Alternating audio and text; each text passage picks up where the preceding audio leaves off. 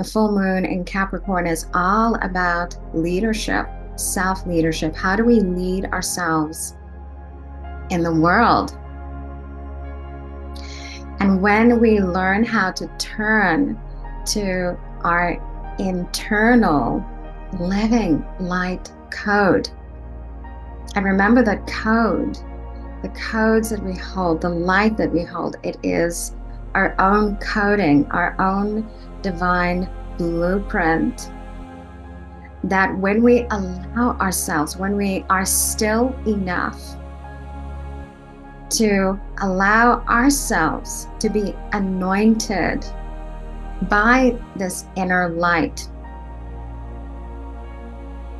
it will then flow into the body to re-inform your DNA, to re-inform your mind, your nervous system, and even your body on how to heal differently, how to live differently, how to make choices that are in alignment with this living light code, with this true image, your true image. You allow the true image to be, through this light, projected into your light body, into your physical body, into your mind, into your spirit, to resuscitate the memories that have been hidden, that have been locked through our experiences of fear, through time, through the fears of our ancestors that we have inherited,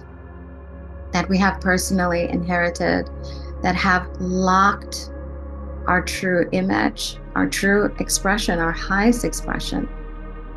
So when we surrender to this eternal living light that resides deeply within our hearts, when we trust in that light, when we surrender to that light, it flows, it becomes alive. It's like kindling the fire, okay? And that's why I love prayer so much, because prayer is a way, especially on this full moon and the powers of this full moon.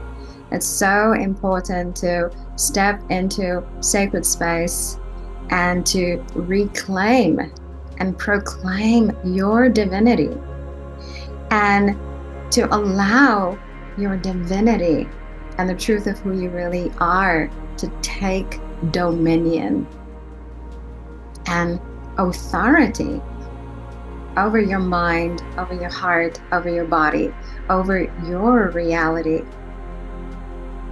And it is when we surrender to this light more and more, when we kindle the fire, when we allow the fire of this light to illuminate through our prayers, through our ceremonies, through our rituals, through deep contemplation and meditation. This light starts to bring the healing that is needed in one's life. It acts on our behalf through the surrender, not through the mind chatter and through the false stories of the mind. They block this light from entering, but it is through the surrendering and through the awakening and opening that we allow this light to flow through us, to become available to us, to do the doing.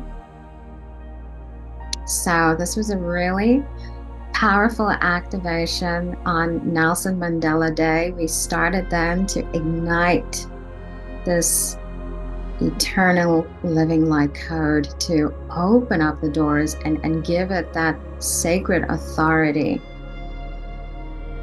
to awaken and to resuscitate our true image, so that can become our sacred expression on this planet.